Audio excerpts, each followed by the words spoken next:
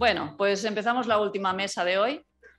Es una mesa como todas las demás, de lujo, pero si me permitís, por ser quizá la mía, pues le voy a dar muchísima importancia a los ponentes que van a participar. ¿Sí? ¿No se oye? A mi lado, de hecho, tengo a Jorge Navarro. Él es abogado penalista, es profesor de Derecho Penal, es miembro del despacho Molins, un despacho barcelonés, no sé si tenéis más, pero ahí tenéis vuestra sede. Es miembro de la Comisión Normativa ICAP-CICAC, a la que pertenecemos todos los que nos habéis visto aquí como reconocidos, y es autor de diversas publicaciones sobre esta materia que estamos hoy tratando y también sobre otras. Él va a ser el moderador de esta mesa y a su lado está el señor José Luis Rodríguez Laín, magistrado del Juzgado de Instrucción número 4 de Córdoba. Es autor de diversas publicaciones que afectan a la injerencia de derechos fundamentales. Como estamos en el foro de abogados, también puedo decir que ha escrito algún artículo, no sé si me equivoco, sobre secreto profesional. Y en concreto nos interesa el artículo este crítico que ha hecho justamente de la instrucción 1/2020 de Fiscalía, si no me equivoco. Y tengo conectado, y también es un honor, presentar al magistrado Vicente Magro Servet. Como saben ustedes, es el magistrado de la Sala Segunda del Tribunal Supremo. Es infinita también la obra académica que ha realizado, y es sin duda el ideólogo de las propuestas normativas o lege ferenda que hemos hecho desde la Comisión Normativa ICAP-CICAC. Como lo que es interesante es lo que vais a explicar, le doy simplemente paso a Jorge para que empiece la moderación. Muy bien, pues buenas tardes a todos. Gracias a la organización por la invitación y, lógicamente, pues es un privilegio compartir mesa tanto con Vicente Magro como con José Luis Rodríguez. Ya le he dicho, que además ya lo sabe, que le sigo periódicamente con los artículos que va publicando y que somos muy fans de todas sus publicaciones, porque no es habitual que un magistrado de instrucción pues sea tan prolífico en sus publicaciones. Vicente Magro tampoco en esta presentación, ya lo ha dicho pues, mi compañera Nuria Pastor, en cuanto a quién es y lo que significa. La ponencia se va a desarrollar básicamente, iniciará la ponencia José Luis. José Luis nos explicará, pues intentaremos no repetir, él ha estado presente en la anterior, pero es verdad que ha habido una cierta invasión de alguna cosita que le correspondía tocar a él, pero vaya, supongo que no hay ningún problema con este desarrollo. Él hablará de las medidas cautelares, lógicamente de lo que más le afecta a él como juez de instrucción, lo que vive él, y creo que se ha comentado y será objeto de debate como continuación anterior.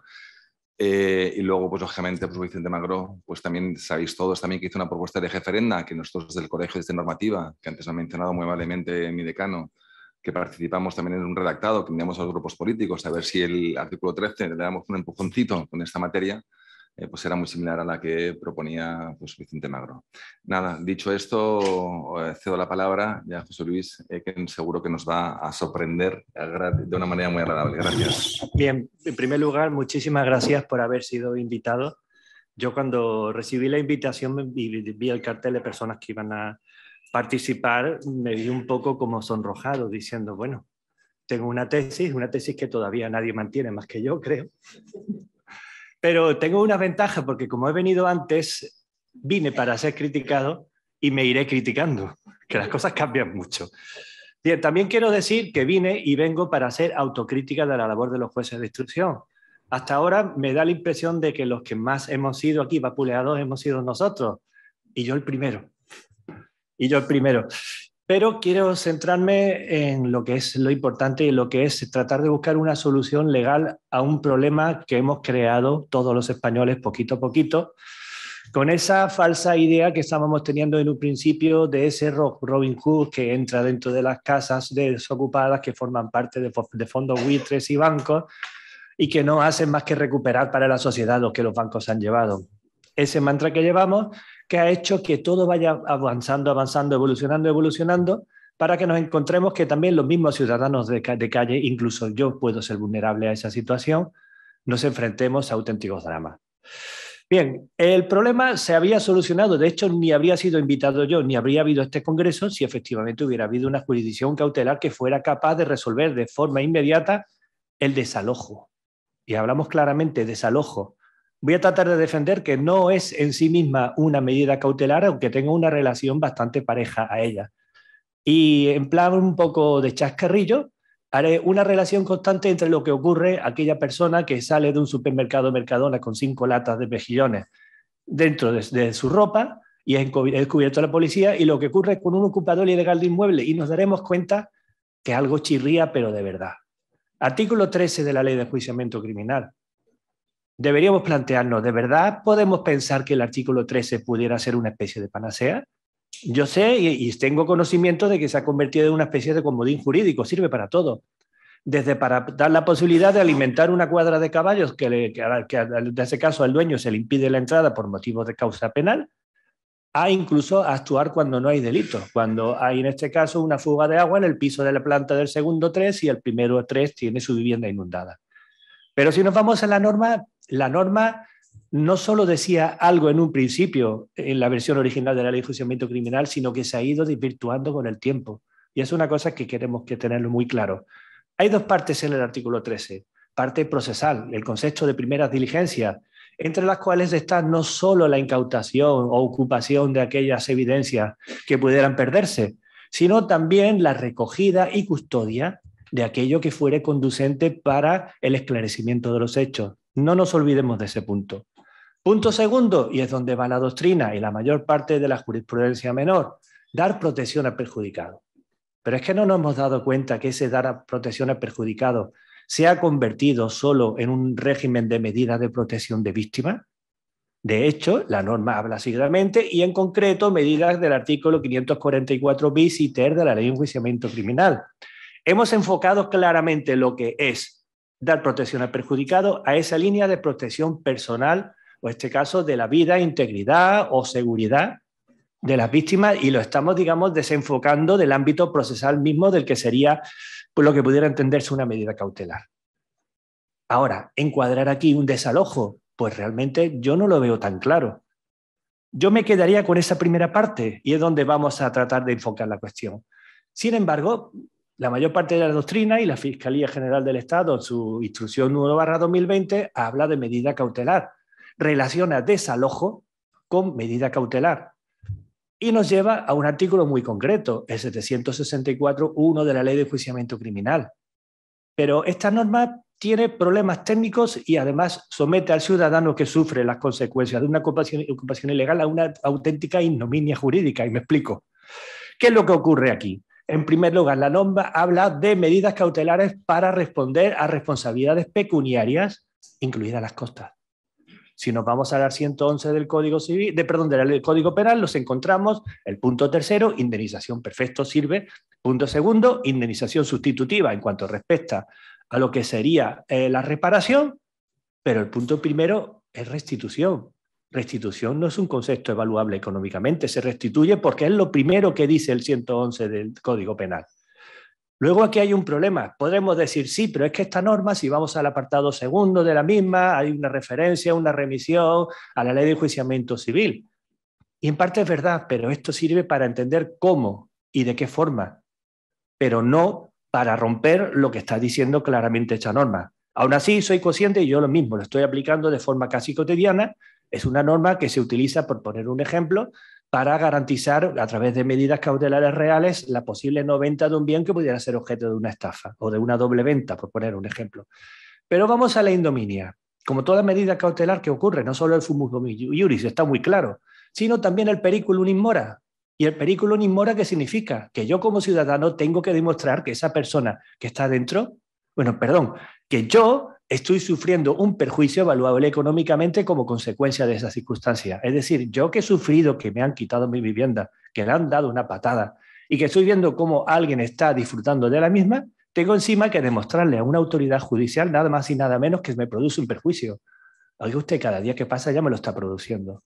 Pero punto B, si nos damos cuenta, Ley de Enjuiciamiento Civil, ¿Qué hablar de este caso, la garantía o la fianza por las responsabilidades derivadas, en este caso de la aplicación de la medida cautelar? Encima que me echan de una casa que es mía, ¿tengo que poner dinero para poder recuperarla cautelarmente? Yo, aplicando esto y tratando de buscar soluciones, se me ocurrió una idea muy sencilla. ¿Por qué no acudimos a la ley de enjuiciamiento criminal? Artículos 282, 284.3, 770.3, en cuanto al deber que tiene la policía judicial de ocupar los efectos e instrumentos del delito. Y artículo 334 de la ley de enjuiciamiento criminal, ese mismo deber aplicable a la autoridad judicial. ¿Por qué no lo aplicamos aquí? ¿Por qué no consideramos la vivienda ocupada como el objeto o un efecto del delito que debe ser objeto de ocupación, en este caso por la policía de forma inmediata o por orden de la propia autoridad judicial? Aquí las cosas ya van cambiando, porque si bien podemos establecer una cierta relación de cautelaridad en esta medida, porque en el fondo lo que se está garantizando es también que eso pueda servir como medio de prueba para el juicio. Hasta ahí de acuerdo. Pero eso, que sería también muy importante, nos llevaría a un fumus boni iuris equiparable. Obviamente, solo se puede ocupar aquello de lo que mantuviera constancia de que se ha cometido un delito. Pero donde producimos ya cambios radicales, en este caso el periculum in mora. Y aquí sí vamos con las 5 latas de berberechos o de mejillones, como dije anteriormente. ¿Se imaginan ustedes un policía que es avisado por un empleado de Mercadona que una persona que acaba de salir del establecimiento con 5 latas de berberechos tenga que ponerse a ponderar desde un punto de vista de proporcionalidad si ello produce o no un perjuicio material o económico al supermercado? Y ello porque esta persona puede alegar un derecho a la vida digna. O si quieren, vamos a apartarnos en un caso que tal vez incluso quedaría más claro. Imaginémonos un fondo buitre que en este caso tiene un gran parque móvil de vehículos destinados a controlar su inmenso parque de viviendas. Una persona le sustrae el vehículo porque quiere irse desde Soria hasta Sabadell. La policía lo para y la policía tiene que ponerse a evaluar. Hombre, esta empresa tiene muchos vehículos, ese coche seguramente hace 8 meses que no lo usa, que me demuestren que le produce un perjuicio económico a ellos. A nadie se le ocurre, de los que están aquí presentes, se le ocurriría por un solo segundo pensar que hubiera que cobrar así. Y estamos hablando de un derecho fundamental, el derecho a desplazarse libremente por el territorio nacional que tenemos todos los españoles y a las personas que vivan aquí, por mandato del artículo 19.1 de la Constitución. Hasta ahí podemos llegar, pero si ahora avanzamos un poco, nos encontramos con el derecho de restitución, que tiene su base nada más y nada menos que en una norma de derecho de la Unión, el artículo 15 de la Directiva 2012-29/UE, que ha sido implementada por España en el artículo 18 de la Ley 4/2015. Si nos damos cuenta, este derecho de restitución ya es que sería absolutamente inmune a la cuestión de lo que pasa por el hecho de que la policía desalojara. Es una cuestión completamente aparte y no conoce más excepciones que motivos procesales. Es decir, porque sea preciso para asegurarlo como medio de prueba o porque sea preciso retenerlo en tanto en cuanto que haya que hacer algún tipo de prueba prejudicial, nos dice la norma. Artículo 334. Pero más allá de ello, no hay nada más. Pero ahora decimos, ¿y esto sería aplicable o no sería aplicable en este caso a una posible pretensión de desalojo, entre comillas, cautelar? El primer problema que podría haber sería, volvemos otra vez al mantra del delito leve, pero los que llevamos ya unos cuantos añitos ya en esto de la Administración de Justicia nos acordamos siempre de una sentencia del Tribunal Constitucional, la 150/1989. ¿Quién ha dicho que no puedan adoptarse medidas de investigación en un proceso por delito leve cuando hace falta determinar la naturaleza del hecho y la identidad del autor? En segundo lugar, volvamos al ejemplo, en este caso, de los berberechos, de las latas de berberechos. ¿Se imaginan ustedes que el Policía Nacional que es llamado tuviera que coger una calculadora y ponerse a sumar si entre las 5 latas de berberechos dan 401 euros, porque si no se los queda el autor? Yo creo que no, ¿no? Estamos en el mismo problema, pero otra cuestión que podría ser ya un poquito más discutible, ¿afectaría este deber de ocupación a los bienes inmuebles? La respuesta yo la voy muy clara. No puedo hablar aquí de los berberechos porque no los podemos considerar inmuebles por incorporación, obviamente, al establecimiento. Eso está muy claro. Pero, sin embargo, sí nos damos cuenta de un detalle. El 334 de la Ley de Enjuiciamiento Criminal no distingue. Eso está muy claro. En segundo lugar, Hay tipos penales que tienen en cuenta bienes inmuebles en cuanto a tipos patrimoniales. El 245.2 es el más claro de ellos. También hay otros. En tercer lugar, si eso es así, ¿por qué no podemos desocupar, en este caso, o sea, hacer la aprehensión o incautación de aquello mediante la desocupación y, en su caso, puesto a disposición del perjudicado? Y el último, pues apliquemos ejemplos, pero en este caso otros tipos penales y lo vamos a ver muy claro. Por ejemplo, el desvío, de este caso de agua, el decurso de las aguas o el cambio de hitos de inmuebles o heredades. ¿Podríamos pensar de verdad que la policía que ve cómo una persona desvía el curso de las aguas o cambia un hito para poder utilizar una parte más de un inmueble ajeno pudiera estar en la posesión de ese inmueble hasta en tanto en cuanto hubiera sentencia firme? Yo entiendo que la diferencia entre los berberechos y un inmueble no existe. Entonces, ¿cuál es el problema? Porque hay problemas, sí, que yo lo reconozco. Es que aquellas personas que han ocupado el inmueble pueden ser acreedores de un derecho a la inviolabilidad domiciliaria, que está ahí. Pero ahora bien, supongo que se lo habrán planteado esta mañana. Tenemos una sentencia muy interesante del Tribunal Constitucional, la 32/2019, y nos perfila la situación. No significa que por el hecho de que alguien esté ejerciendo el derecho a la morada o la inviolabilidad domiciliaria en un inmueble ocupado no pueda ser desalojado, y tampoco, obviamente, de forma cautelar. Esa cuestión juega, está aquí, pero esto no es como cuando éramos chicos jugábamos a pillar y decíamos casa y por mí y por todos mis compañeros se convertían en seres inmunes a la acción penal, en este caso a la de restitución, de ninguna de las maneras. Aquí estamos hablando de que el juez tiene que valorar esa situación. ¿Para qué? Para establecer la forma que pueda conciliar ese derecho a la inviolabilidad domiciliaria con la necesidad de la desocupación inmediata del inmueble. Y eso se llama concesión de tiempo, eso se llama respeto, o eso se llama adopción de medidas adecuadas para que estas personas puedan desalojar sacando aquello que forma parte de su vida íntima dentro del domicilio. No voy a hablar más de esta sentencia porque creo que es una cuestión más de civilistas. Sí tener en cuenta, obviamente, una sentencia que hay que citarla por narices. La del sentencia del Tribunal Europeo de Derechos Humanos de Casa di Cura, Valle Fiorita, SRL, contra Italia, de 13 de diciembre de 2018. Nos interesa mucho, ¿por qué? Porque aparte de hablar de la defensa del derecho de la vivienda, artículo 1 del protocolo primero al Convenio Europeo de Derechos Humanos, muy importante, se habla del derecho a la equidad. Por supuesto que por razones humanitarias se puede dilatar un desalojo, en este caso inmediato, pero no convertirlo en eterno, ni tampoco dar una ventaja en esas condiciones a quien lo ocupa. Eso está muy claro. Pero la segunda sentencia, que todo el mundo conocerá y alguna habrá citado, Bagdonavicius contra Rusia, de este caso era de 11 de octubre de 2016. No vale cualquier hecho posesorio para crear morada. Tiene que ser una posesión firme y persistente para que esa posesión gane esa forma. Y eso nos lleva a las dos opciones. Posibilidad de este caso de desalojo por parte de la policía, siempre y cuando haya una situación de flagrancia, pero no estoy hablando yo de ese término de permanencia o no permanencia, no me importa. Aquí lo que me importa realmente es si se ha creado esa situación de inviolabilidad domiciliaria que debe ser tenida en cuenta solo por un juez, porque es el único que puede en este caso dejar sin efecto, digamos, el ejercicio de ese derecho. En los demás casos, o en cuanto hubiera dudas, sí tendría que ser una autoridad judicial. Ahora digo yo, ¿en un procedimiento contradictorio? ¿Y si vamos al artículo 334 de la Ley de Enjuiciamiento Criminal? Porque aquí el derecho reaccional de la persona que se le quita o se le desapodera, en este caso, a la posesión de un efecto del delito, es posterior a la decisión judicial, si nos damos cuenta. Yo personalmente, por mi parte, pienso que tratándose de un derecho fundamental de los realmente troncales, sería conveniente por lo menos darle la oportunidad a esa persona del ocupante de ser oído. Y ser oído en este caso obviamente supone la garantía de una asistencia letrada que es impuesta por el artículo 967.1 de la Ley de Enjuiciamiento Criminal. ¿Que estamos dando ventajas? Sí, pero la ley de la Constitución también nos importa, ¿vale? Por lo demás, solo me interesa hacer referencia a un problema muy concreto que ocurre. Posibilidad de participación del Ministerio Fiscal, por supuesto. En muchos casos se plantea el informe del Ministerio Fiscal. De la víctima, pues todo un reto. Yo lo he escuchado hoy y es una realidad absoluta.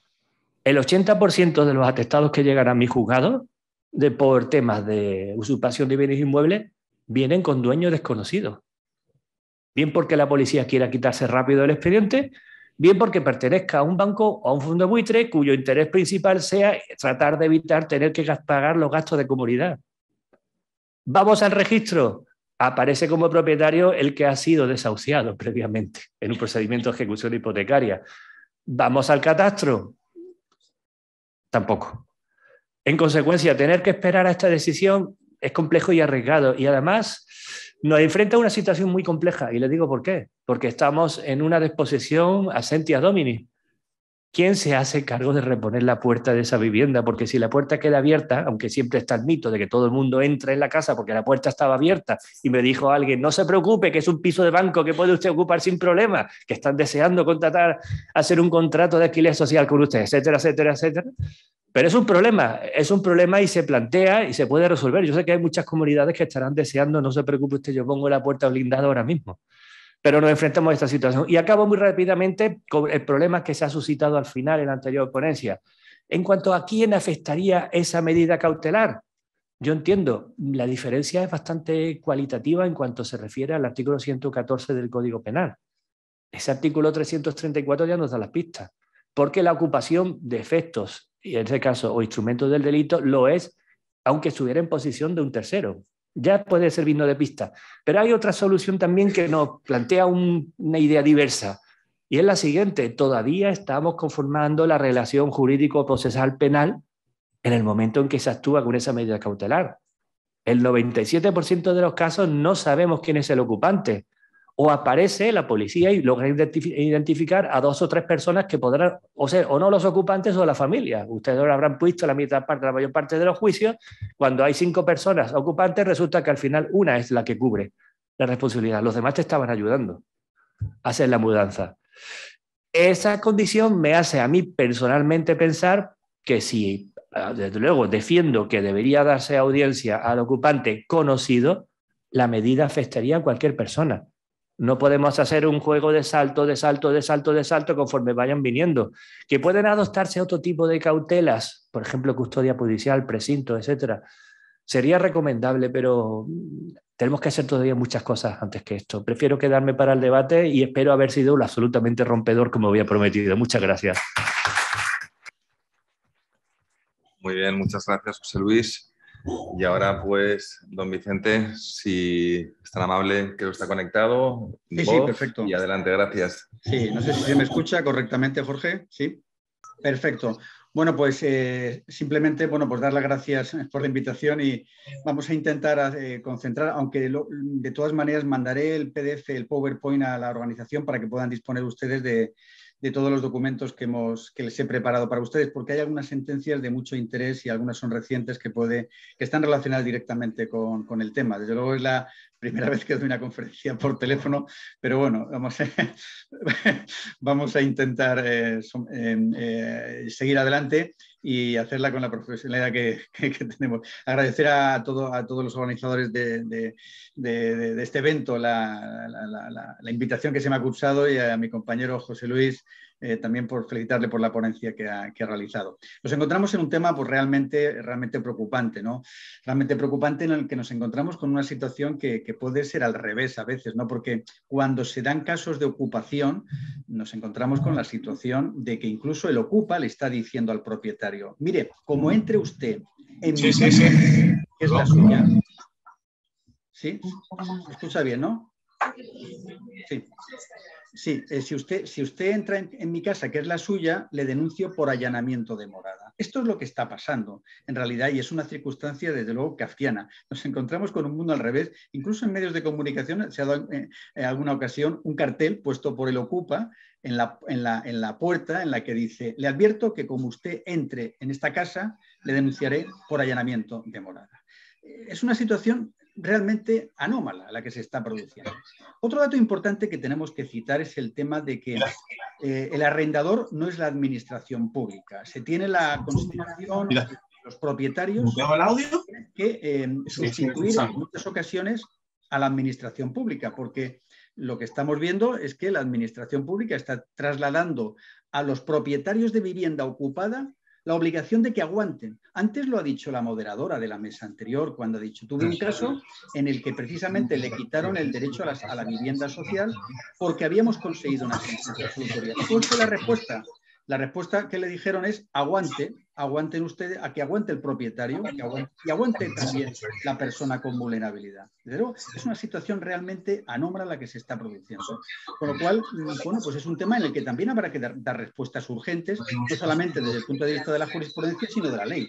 Porque al final la jurisprudencia lo que estamos haciendo es aplicar la ley, pero también tiene la ley que acomodarse a la evolución jurisprudencial que estamos viendo. José Luis ha hecho referencia antes a esta sentencia, a la 32 del Tribunal Constitucional. Muy importante porque está diciendo, el juez es la autoridad competente para ordenar, recuperar la situación que se había producido y devolver la posesión, en este caso, al propietario. Les he traído en esta documentación, que les voy a mandar por PDF cuando termine el curso, dos sentencias muy importantes nuestras de la Sala Segundo. Agradezco a Jesús antes la referencia que ha hecho a la Sala Segunda nuestra del Tribunal Supremo, porque tienen relación directa con el caso. La primera es una sentencia, la 281-2020, de 4 de mayo, en la que se planteó la condena por estafa procesal del 250 a una persona que engañó al órgano judicial aportando un documento en el que simulaba que su salida de la vivienda ilegítimamente ocupada era falso, es decir, presentó en procedimiento judicial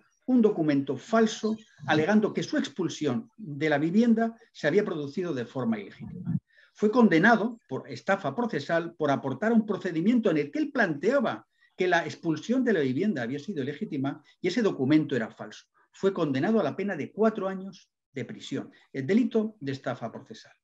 Otra sentencia también interesante es la 560/2021 de 24 de junio, muy reciente también con simulación total de contrato de arrendamiento, situación que se está produciendo con mucha frecuencia. Fue un caso de estafa procesal y usurpación de bien inmueble. Lo que se hizo aquí fue la aportación de un contrato falso como prueba documental en un procedimiento de desahucio por precario y, en consecuencia, situación que se da también con mucha frecuencia. Cuando me van a hacer el lanzamiento, presento un contrato de arrendamiento falso en procedimiento judicial, lo cual constituye, como sabemos, un delito de estafa procesal en un procedimiento primigenio que derivaba de un delito de usurpación de bien inmueble. La condena fue a una pena de 4 años y 6 meses de prisión.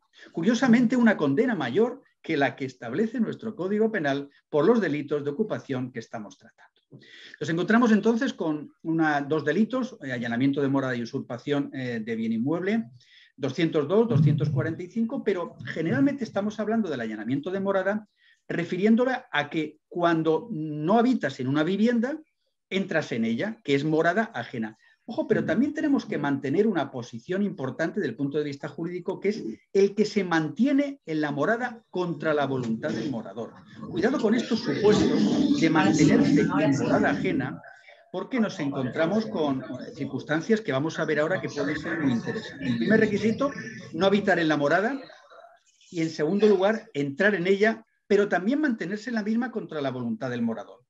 Bien, nos encontramos entonces con una situación realmente muy curiosa, porque es el mantenimiento en morada ajena, situación en la que a veces no hemos caído, porque estamos hablando de la ocupación, como te vas de tu vivienda y de repente vuelves a ella, como antes se decía, y te encuentras con alguien que la ha ocupado. Pero ¿qué pasa con el mantenerse en morada ajena contra la voluntad del morador? Nos encontramos a veces con situaciones en caso de exparejas que no viven allí y al cabo del rato la persona moradora les dice que se vayan u obtienen una resolución judicial que les otorga la posesión. Claro, ¿qué pasa con estas situaciones? Miren, les traigo una sentencia, la 389/2020, allanamiento de morada, que pasó lo siguiente: desavenencias entre los excónyuges, el marido sale del domicilio común. No había todavía resolución judicial de adjudicación de la posesión, en este caso del bien inmueble. Se inició el procedimiento de divorcio, pero la esposa le requiere que no vuelva más al domicilio, pactan que ella se queda con la posesión y, en consecuencia, aquí en esta sentencia dijimos que para que se dé el delito de allanamiento de morada, en este caso, no hacía falta una resolución judicial que atribuyera en este caso la resolución, porque había prueba suficiente que la posesión del inmueble correspondía ya, en este caso, a la moradora, que en este caso era la esposa. ¿Qué es lo que hace el acusado? Accede posteriormente, más tarde, forzando la cerradura, Y en el hecho probado se detalla en consecuencia en el factum de la sentencia que era morada ajena, es decir, al marido, en este caso acusado por un delito de allanamiento de morada, se refiere que esa era morada ajena, no le pertenecía, porque 1 año y 4 meses después, conociendo que no tenía llaves, llegó a tal morada y, asistido por un cerrajero, descerraja la puerta y entra en el domicilio que había sido suyo antes, pero que ahora tenía la consideración de morada ajena, descerraja y entra. Cometió un delito de allanamiento de morada y, en consecuencia, fue también condenado por allanamiento de morada. Con lo cual nos encontramos en situaciones también importantes, no solamente la de entrar en morada ajena, pero ojo que morada ajena puede ser la que yo tenía antes. En consecuencia, cuidado con estas situaciones, porque la condena sería por allanamiento de morada, porque es domicilio, en este caso, de la exesposa. Y también con los supuestos de mantenimiento en morada ajena contra la voluntad, en este caso, del morador. Respecto al delito de allanamiento de morada, pues decir también que admite segundas y terceras residencias. Este no es un tema solamente administrativo, lo hemos dicho en alguna resolución. La segunda residencia también es allanamiento de morada. Oiga, y la tercera y la cuarta, me da igual el número de residencias. Una persona puede tener 15 residencias que entren en el concepto de morada, siempre y cuando los tenga los servicios dados de alta y pueda demostrar efectivamente que la tiene viva, que la utiliza de vez en cuando. Léase, por ejemplo, en Cataluña, las zonas de esquí. Oiga, yo voy de vez en cuando, pero tengo un piso en el Valle de Arán, por ejemplo, en que voy a esquiar, tengo otro en Castelldefels o tengo otro en cualquier localidad de Málaga, de costa. Bueno, oiga, pues mucha suerte tendrá esta persona, pero si entran en cualquiera de ellas, no es que yo vaya a elegir mi morada. A mí el juez no me va a decir, elija usted cuál es su morada. Yo puedo tener 4 o 5 moradas, siempre y cuando la tenga con todos los servicios dados de alta y, en consecuencia, útiles para yo morar en este inmueble. Con lo cual es importante que esto quede claro. Y esto lo hemos dicho de forma reiterada, sentencia 739/2013. No hace falta que tome nota, le voy a dar este PDF con todas las sentencias a las que he hecho referencia, porque hemos dicho que ese domicilio es aquel en el cual podemos estar de forma permanente o transitoria, donde desarrollamos pues, nuestras formas de vida normales y habituales. No hace falta estar empadronado en el domicilio que nos han ocupado, no hace falta que ese sea nuestro domicilio fiscal. El empadronamiento no es un requisito inexcusable administrativo o jurídico para que podamos entender que se ha cometido un delito de allanamiento de morada. Esto no es un mecanismo defensivo que pueda aportar la defensa diciendo es que no se ha aportado el padrón municipal para demostrar que eso es su morada o que ese es su domicilio fiscal. No, en absoluto. El querellante, en este caso el denunciante, solamente tiene que demostrar que esa es su propiedad, que es su morada con los documentos de los servicios correspondientes, pero no tiene que probar documentación de carácter administrativa para ello. Otra sentencia también, la 1775 del año 2000, domicilio cuyo dato de identidad hemos facilitado a la Administración. No hace falta que demos que este es el domicilio nuestro a efectos de notificaciones con la Administración. Podemos tener otros distintos en donde la Administración no le hayamos dado ese domicilio a efectos de notificaciones y que también tiene el concepto de morada.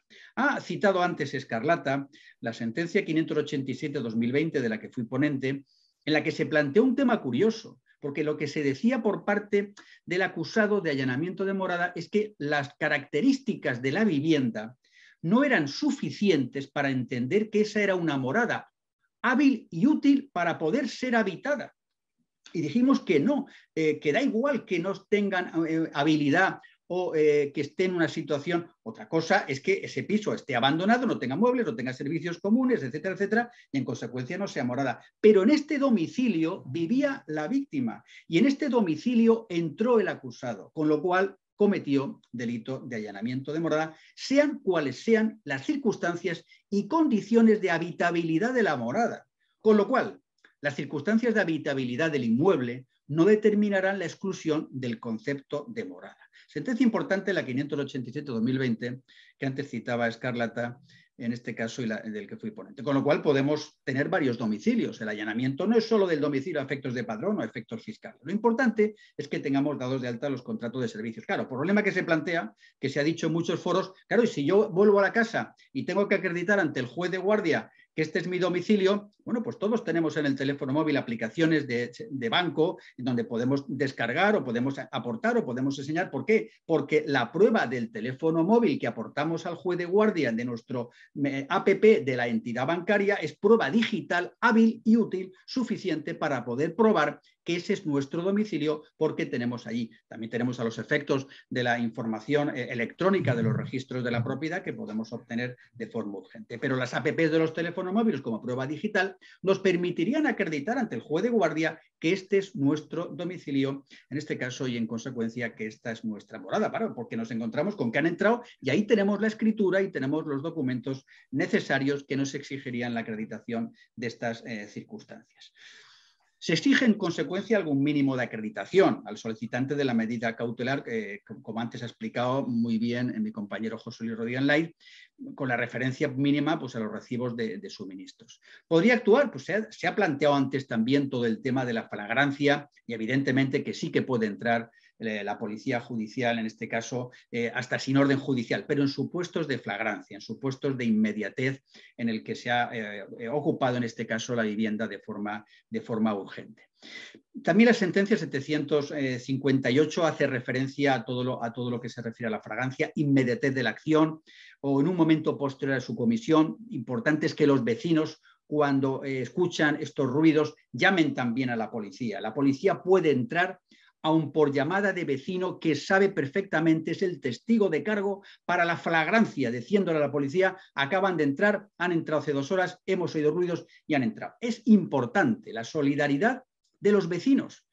Esto lo hemos visto muchas veces en casos de violencia de género, muchos vecinos que se ocultan, que hacen lo que yo denomino el silencio cómplice. Silencio cómplice en la violencia de género y silencio cómplice en el delito de ocupación, porque se callan muchas veces, no quieren problemas con los ocupas, saben que están entrando en una puerta y no son los propietarios y muchos vecinos se callan. Llame usted a la policía, porque estaría ayudando a la ejecución de la flagrancia, a la ejecución de la sentencia 758/2010 y permitir que la autoridad policial pueda, en este caso, entrar y automáticamente proceder a la expulsión, porque va a tener un testigo de cargo y un apoyo directo a la flagrancia del vecino que ha escuchado, en este caso, proceder a la ocupación. Con lo cual es importante que hagamos protocolos para que las comunidades de propietarios, y esto lo saben muy bien los administradores de fincas, de los que está hoy presente mi buen amigo Enrique Vendrell, protocolos en las comunidades de propietarios para decir al vecino, hazlo por otra persona, porque a lo mejor el día de mañana lo va a hacer el otro por ti. Con lo cual es importante esta solidaridad vecinal para que llamen a la policía y evitar pues, también la incomodidad, la molestia de tener luego que recurrir a la autoridad judicial para pedir, en este caso, la medida cautelar. Porque esto acreditaría la urgencia de la intervención. El vecino ha llamado a la policía, están entrando y lo hemos escuchado nosotros. Importante es el sistema de alarmas en los pisos. Ya lo hizo referencia a ello la instrucción de la Secretaría de Estado y la propia circular de la Fiscalía en cuanto a que, evidentemente, si se tiene una alarma en el piso, será evidente la posibilidad de entrar la policía sin orden judicial, porque la alarma saltará, llamamos a la policía entra, hay flagrancia probada por la alerta, en este caso, que ha provocado la alarma del propio inmueble. Nos planteamos también en muchas ocasiones si el propietario del inmueble es víctima del delito. Evidentemente, es víctima directa. No solamente es perjudicado con derecho a reparación, el propietario del inmueble es víctima del delito de ocupación, no es un tercero perjudicado por el hecho delictivo a la hora de aplicarle pues toda la jurisprudencia y legislación en materia de conceptuación de la consideración de víctima, en este caso, del hecho delictivo. En cuanto a la responsabilidad civil, lo sabemos. Bueno, pues la devolución, se ha hablado antes, la devolución, la restitución de la posesión por vía, en este caso, del artículo 110. Pero hay daños importantes que me gustaría matizar y he traído una sentencia de este mismo mes, de la que he sido ponente, que creo que es importante dejar encima de la mesa. Porque el delito de ocupación conlleva daño físico en cuanto a los daños que se provocan también en el inmueble, pero provoca un daño moral ante la ocupación que debemos tener en cuenta. Claro, me pueden decir, pero bueno, esto de si a la gente lo que le interesa es que le devuelvan la casa. Lo de la reparación del daño, la indemnización, le da igual porque son insolventes y no va a poder, en este caso, cobrar. Ya, pero es importante que empecemos a poner encima de la mesa conceptos necesarios en el delito de ocupación. Y uno de los conceptos que tenemos que poner encima de la mesa es trascendental, el daño moral que se está causando a muchos miles de ciudadanos en este país que están teniendo que ver cómo se retrasa la recuperación de su posesión sin a veces estar indefensos y sin poder hacer nada, viendo cómo pasan días, meses y años sin poder recuperar inmuebles que son suyos y que a veces en muchos casos están hasta pagando las hipotecas de los mismos y que todavía no han satisfecho. A veces la gente se cree que cuando ocupa una vivienda es una vivienda de un rico que puede estar esperando el tiempo que haga falta sin recuperar la posesión. Es que este es el concepto que a veces se tiene del delito de ocupación y no es así como todos sabemos.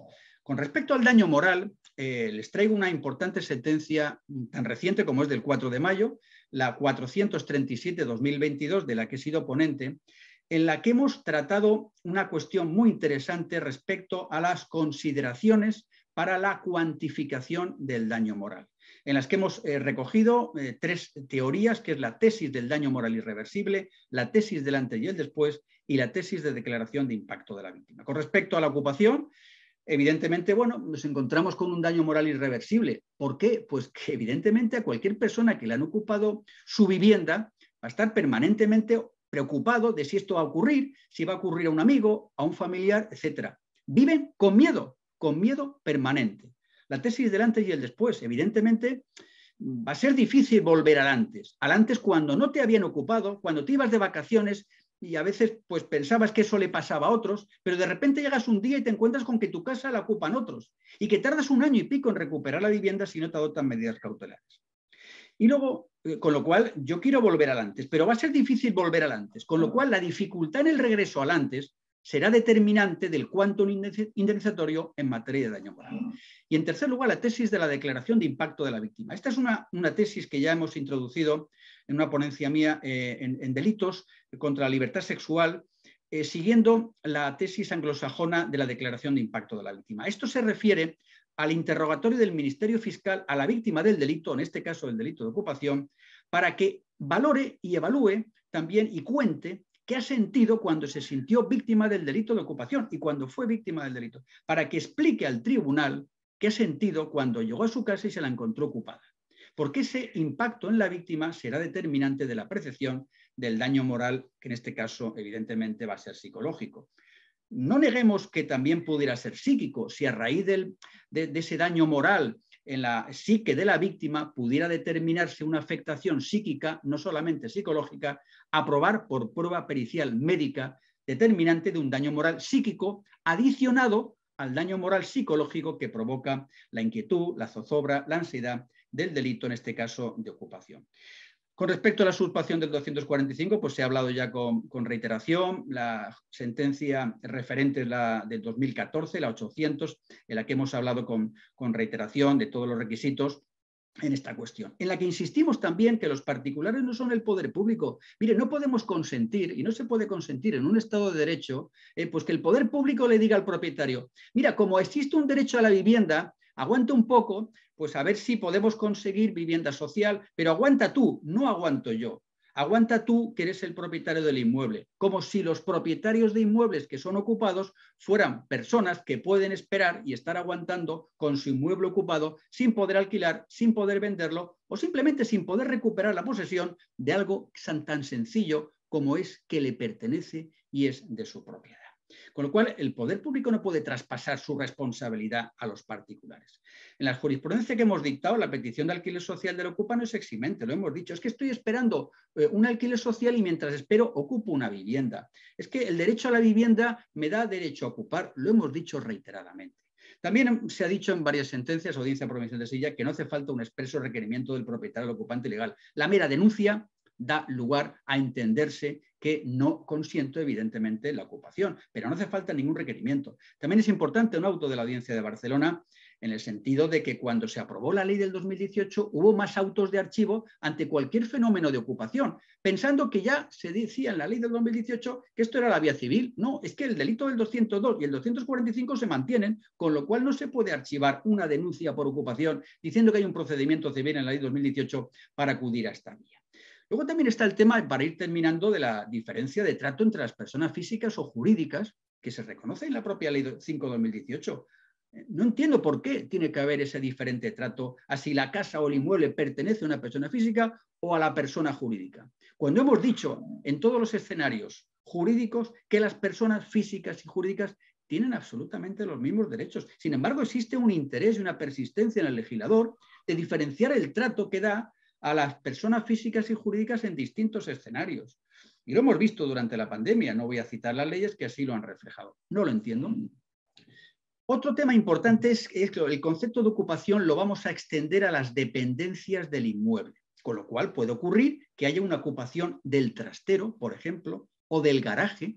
Bueno, pues hemos dicho que esto también pertenece al escenario del delito de ocupación. Lo hemos dicho en un acuerdo de 15 de diciembre del 2016 de la Sala Segunda, en donde hemos dicho que trasteros y garajes pertenecen al escenario de la dependencia de casa habitada y estarían insertos, en consecuencia, en el delito de ocupación.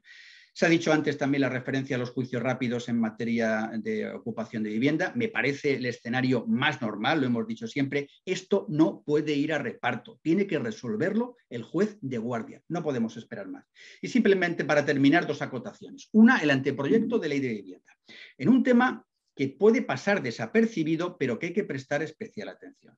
Se dice en el artículo 9 que los deberes del ciudadano en relación a la vivienda, todos los ciudadanos tienen el deber de en relación con la vivienda ajena, respetarla. Bueno, pues ya nos están diciendo que las casas no se pueden ocupar. Bueno, es que no hace falta que se diga que los ciudadanos tienen el deber de respetar la vivienda de otro. Bueno, mejor que se diga a que no se diga. Pero es que luego hay un artículo 11, cuidado con él, que dice: contenido del derecho de la propiedad de la vivienda, deberes y cargas. Y entonces se nos dice que además de los deberes establecidos en la legislación del suelo en relación a la situación de los terrenos, el derecho de propiedad de la vivienda queda delimitado por su función social y comprende los siguientes deberes: uso y disfrute propios y efectivos de la vivienda. Nos están diciendo en el artículo 11 que existe un deber del uso y disfrute propio y efectivo de la vivienda. Ojo, efectivo, propio y efectivo. La cuestión que nos planteamos y la pregunta que se lanza aquí al aire es: ¿se va a desproteger en este caso en el anteproyecto de la ley de vivienda cuando no se destine a un uso concreto y efectivo? Claro, ¿qué pasa con el propietario que no destina una vivienda a un uso efectivo? Los supuestos de usurpación. El artículo 11, que exige un deber de uso y disfrute propio y efectivo de la vivienda, puede dar lugar, en consecuencia, a que se diga que no se ha cumplido el deber de dar a la vivienda un uso efectivo y que las viviendas, que yo puedo tener perfectamente derecho a tener una vivienda vacía, esperando a ver si la vendo, la alquilo o hago con ella lo que me dé la gana, que para eso es una vivienda mía.